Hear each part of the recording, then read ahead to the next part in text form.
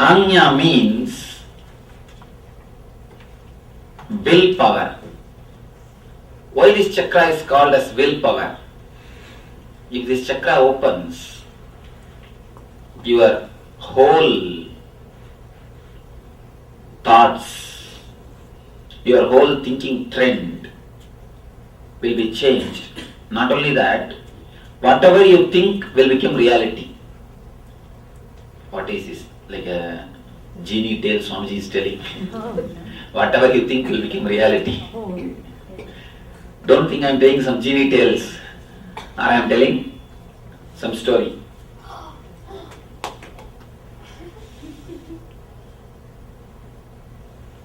See these organizers sitting here.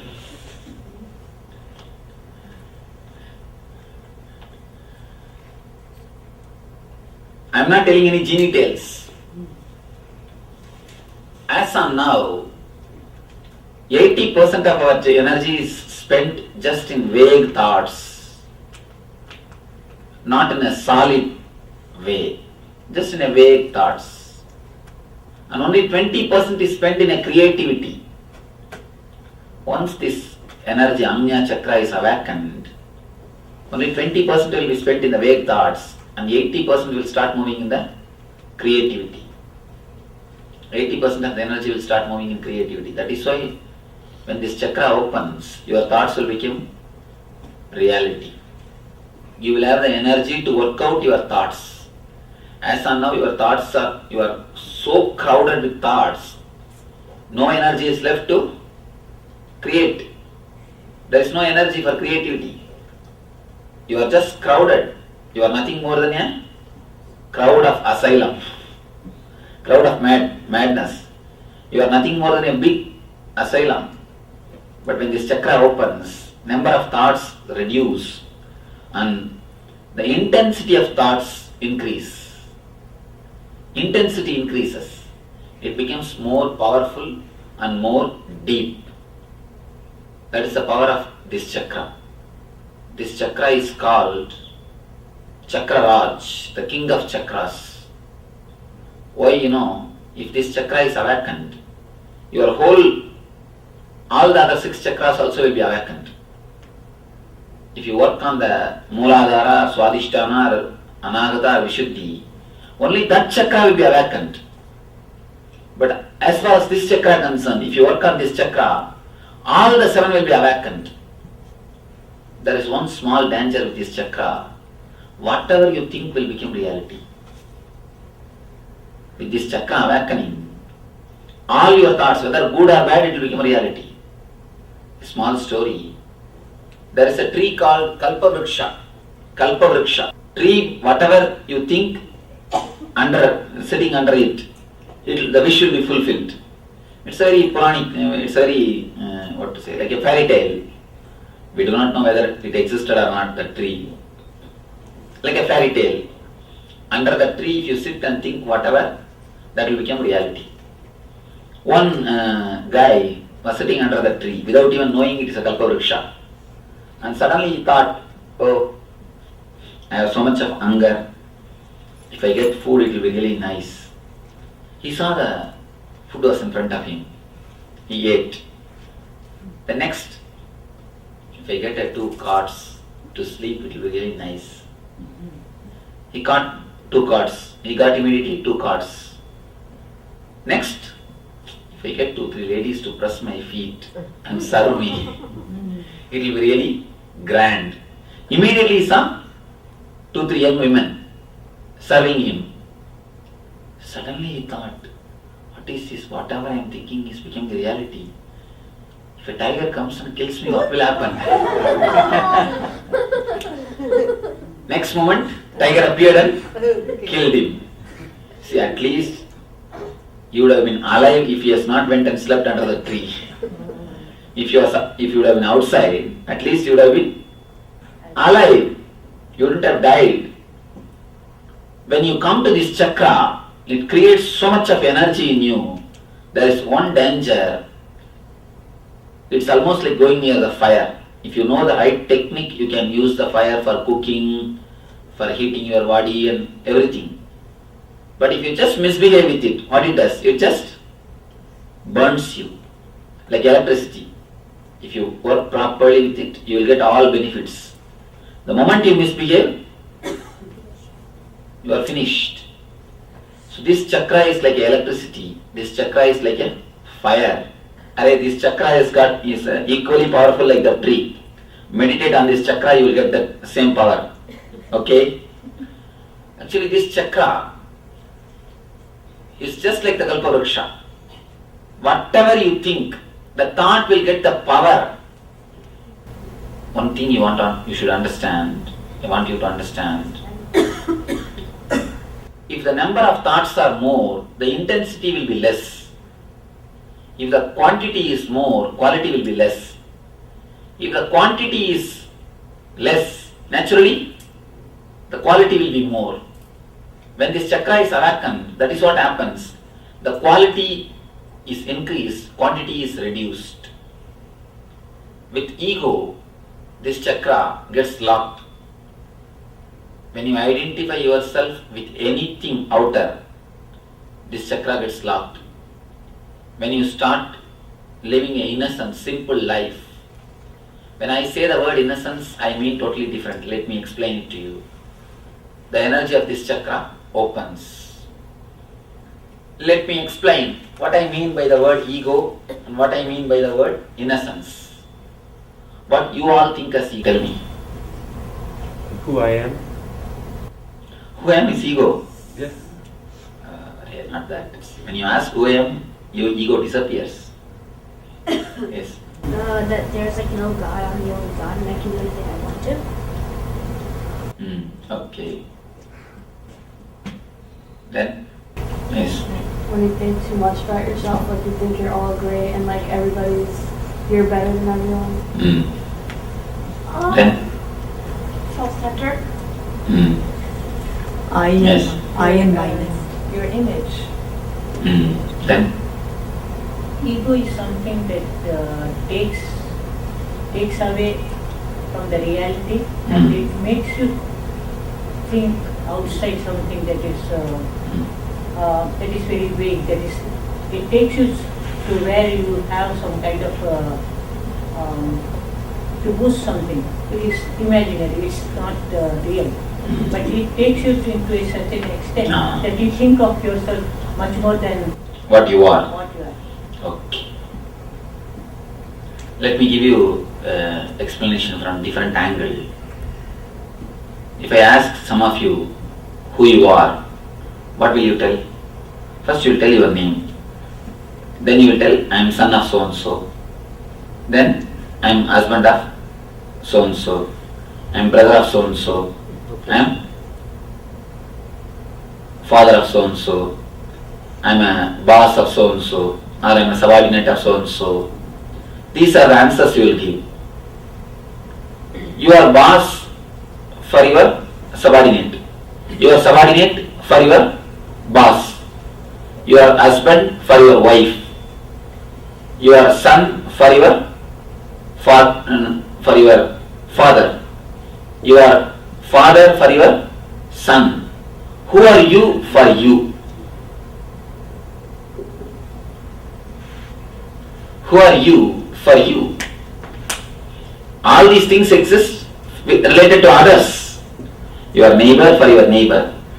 Your friend for your friend. Yes, tell me. I am the spirit residing in this world. What do you mean by the word spirit?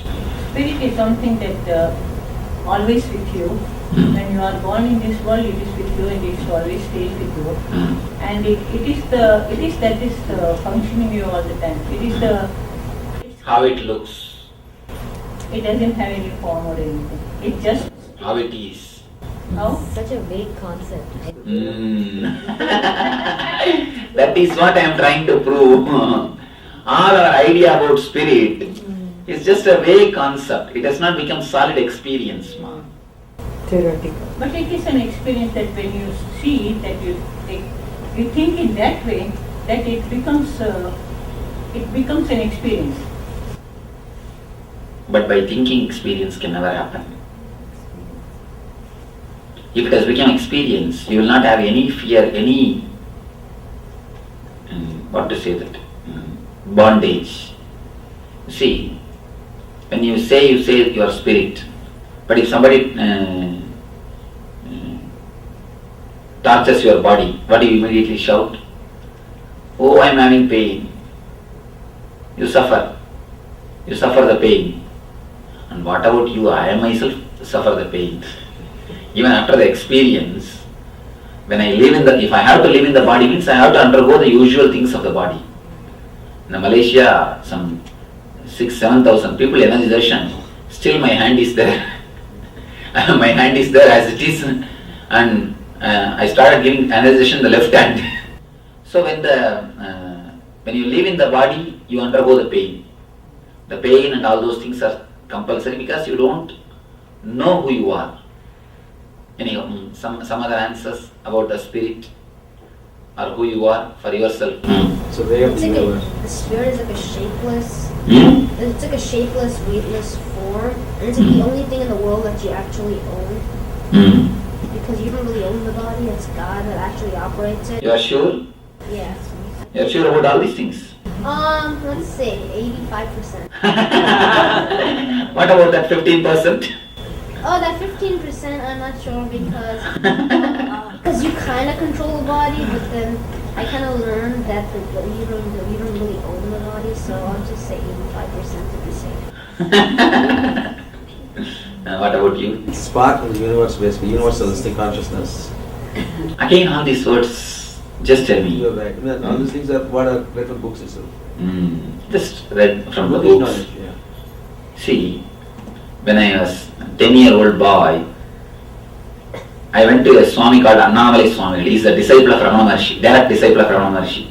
Ramana Maharshi is the person who lived in South India, my native place, and he is one of the enlightened master who,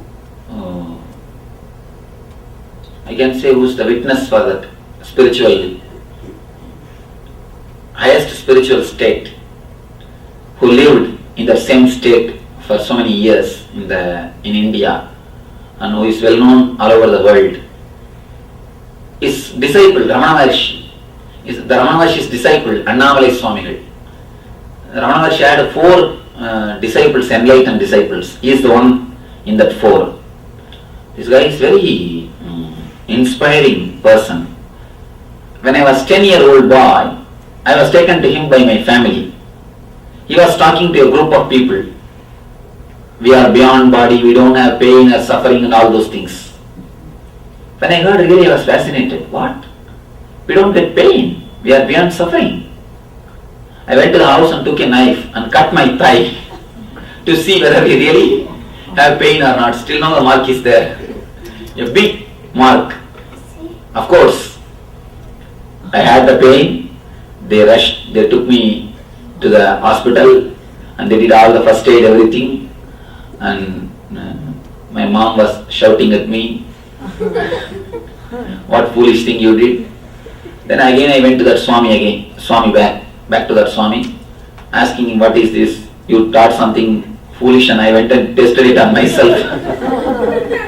God saved, at least I tested it on the thigh, not on the neck. And why did you preach this? Then he said, you didn't understand what I meant. Go and do this meditation technique. He gave me a small meditation technique to search from where thoughts are raising. He told me, go and meditate, you will understand. Anyhow, for the time being, I got some answer and went away, started meditating. After 2 years of meditation, suddenly one day evening, I had a wonderful experience. This is my first spiritual experience. I was sitting and trying to meditate. Suddenly something broke in my being. I saw very clearly the third eye. The third eye was only opening. I could see complete 360 degree in single moment. See, you all know 120 degree vision. 120 degree you can see without moving your head. but I don't know how you will be able to understand. Complete 360 degree I was able to see without moving the head. And my eyes are closed. Not only this side 360 degree, imagine the cutout behind my back and this side, this doll and this doll and that side, everything without moving my head. And not only this side 360 degree, and this side 360 degree also. The sky on the head, the temple in the front, and the hillock in the back, and the rock on which I am sitting. The whole thing, actually, the first moment when I started seeing, I was frightened. The next moment, I felt that not only I was seeing, I felt that the whole thing is me. I started feeling it. Of course, the experience continued for more than 1.5 hours. When I came down from that experience, it's like I was having a deep fever of bliss. It was so ecstatic and blissful. It's a deep fever of bliss. But the problem is, I do not know whether it is a spiritual experience or anything. First of all, I do not know what is spiritual experience. That was the age. So I was frightened. I thought some ghost has possessed me. Some spirit has possessed me. So I ran to that Swami again, to another one lady. She told me, no, you are not possessed by spirit, you are possessed by God. She consoled and the story goes, that is different. When you really search, who am I? You get a solid experience. Now, without knowing who am I, throughout your life, you identify yourself as a Hindu, or as a Muslim, or as a Christian, or as an Indian, or American, or Germany, or you are this body, you belong to this society, you belong to this community, you belong to this family. You live with the fake identities. Instead of searching for the original identity, you live with the fake identities. The more the fake identities you gather around yourself, the more egoistic you are. The less you identify yourself with the fake identities, more innocent you are. If you understand all these identities are just fake, then you will see, you will become more and more innocent. Innocent guy lives more richly and more happily. Understand? When I say he lives in a more rich way, I mean not only in the money, even in the quality. Innocent guy will be so spontaneous. One more thing, I want you all to know, I want all of you to know, even the scientific researchers prove the third eye, when the Ajna Chakra is awakened, the front, they call it frontal lobe medically. Medically it is called frontal lobe. Which is the in charge. The frontal lobe is the in charge of attention, wisdom, responsibility, memory, for so many things. All these things are handled only by the frontal lobe. If the frontal lobe is activated, you will see, if the third eye is activated, your energy of taking the responsibility, your energy to take the decisions, your power to decide, your wisdom will all expand and explode in a multiple scale, in a big way. It will start working. Even the doctors, even the medical field people, they are working intensely on the third eye. Now a lot of research is going on the third eye. NASA is trying to catch the techniques of third eye to develop new human beings. They saw the power of memory and concentration expressed by these enlightened guys, especially these lamas. So now they are working on the third eye to catch the techniques and to use it on the use it for different purposes. Let me give the few basic simple things about this Ajna Chakra. First thing, the more you identify yourself with your fake identities, the more world is distorted. You see what you want to see. You see what you don't want to see. You should understand one thing. Most of the time, we never collect arguments and give judgment. We give judgment and collect arguments to support the judgment. Most of the time in your life, you pass judgment and then create arguments to support arguments to Justification. justify it. That's the way we work. That's the way our life goes on. A small incident which happened in my own life. I had a driver, he's a fanatic Hindu.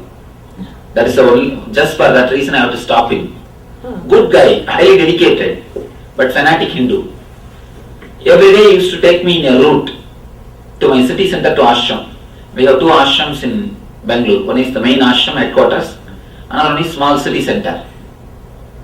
And in the route, one day I wanted to go to some other place. So on the way, there's a big mosque. I told him to take a right near the mosque. He says, no, there is no mosque, Swamiji. What are you telling? I told him, Arey, there is a mosque. I told the place where the mosque is there. He said, no, there is no mosque. Then I told him the exact hotel next to which the mosque is there. He said, no, there is no mosque, Swamiji. Only one Anjaneya temple is there. I said, all right, next to the Anjaneya temple only take the right. The thing which you need to understand is, the mosque is 5 times bigger than the temple. 6 months he is going by the same route. His mind is recording the temple, but his mind has not recorded the mosque. When we went there, he himself was shocked. He said, Swamiji, first time I am seeing the mosque. I do not know how I have travelled on the same route for last 6 months. First time I am seeing this mosque. Actually, you also do so many times the same mistake. You see the world based on your conditionings, based on your identifications. You don't see whatever exists. You see what you want to see and the way in which you want to see. Any incident, any person or any situation, you see only as you want it. The modern day psychologists, they prove you see only 2% of the happenings around you. If 100 things are happening around you, you see only 2%. And that too, what you wanted to see. Not everything else. So all our judgment, all our thinking, everything is based on what you want to see. Everything is based on the way in which you wanted to see. There is a beautiful concept in Vedanta.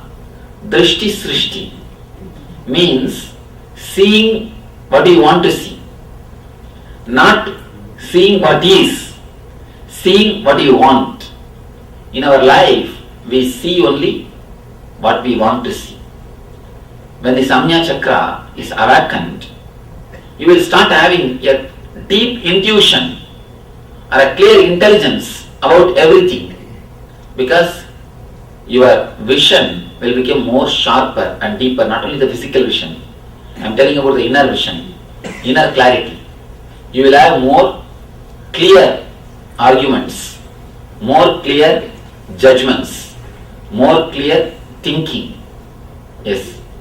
At that point, what energy guides you and what is that energy that... The energy which moves the Ganga, the energy which moves the Himalayas. What you call it in the second name? There cannot be any name. If I give some name, you will catch out of that name. That is the reason I never wanted to give any name. I never wanted to give any name, because the moment I give the name, you will start repeating the name. You will start memorizing that name. You will think that name is that energy. No. Yeah. One thing, the name can never be the energy. If you can relate with the energy directly with some technique, that is enough. Let us enter into the technique which makes you to relate with the energy. Instead of catching the name. If I say it is Rama or Krishna, you will start repeating Rama, Rama, Krishna, Krishna, Hare, Hare, Hare, Rama, Rama, Krishna, Krishna. You see, I always tell people, repeating Rama, Rama, repeating Krishna, Krishna is just equivalent to repeating Coca-Cola, Coca-Cola, Coca-Cola. People continuously repeat the mantra. Repeating mantra more or less makes you dull. And I have seen people repeating mantra and talking through phone. Repeating mantra and cutting the vegetable. Repeating mantra and walking in the house. That's never going to work. If you just sit in one place and meditate on the meaning of the mantra, if you are supposed to meditate on Rama mantra, means you are supposed to meditate on the form of the Rama, the being of the Rama, not just the word, whereby Rama, Rama, Rama, Rama, Rama, Rama, and thinking something else. And if you repeating in the mouth and thinking something else, means what happens? Your personality becomes schizophrenic. You master the art of doing two works at a time. And your energy is dissipated. So I always tell people, repeating Rama, Rama, repeating Coca-Cola, Coca-Cola is one and the same. Better you repeat Coca-Cola at least. You will be clear that you are not doing something spiritual. Does mantram have a form basically? Or do you create a form for the mantram? You see, there are three things. Verbalization, visualization, emotion. If all these three things are attached, all these three things are at a time happening, it is a meditation. If only one thing is happening, then it's a problem. If you take a Rama mantra, then you must have a deep love for Rama. And you should meditate in the form of the Rama with bow and arrow and all those Chandrakala. Vadatmakam, Vanarayuta Mukyam, Rama Viram, then all those forms. If you take a Krishna mantra, you must have a deep love for Krishna and you must feel the form of the Krishna and name. All these three, if they are engaged, if your being is engaged in all the three, then you won't have a problem. It will become meditation. But generally we don't do all the three. What we do? Rama, Rama, Rama, Rama, Rama, Rama, hey, cut the line and do this. Krishna, Krishna, Krishna, Krishna, ring up and speaker, go and get vegetables. What is happening, find out. So then naturally you become schizophrenia. Your mind becomes a master of doing the same thing at a time. Two things at a time. Then your energy is dissipated. Now let us enter into the technique to work on the Anya Chakra. This meditation will heal the eye problem. See, in the other techniques you don't directly relate with me. In this technique you actually directly relate with me. Do you know the meaning of the word Varanasi? Kasi. In Sanskrit, Varanasi means the place between the eyebrows and nose. Varanasi. Varana means eyebrow. Nasi means nose.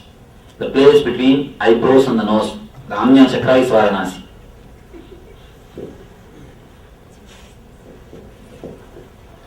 Anya Chakra is Varanasi. Listen, we are going to work on the third eye. Please don't sit directly straight in front of me. You won't be able to bear one candle fixed in front of me.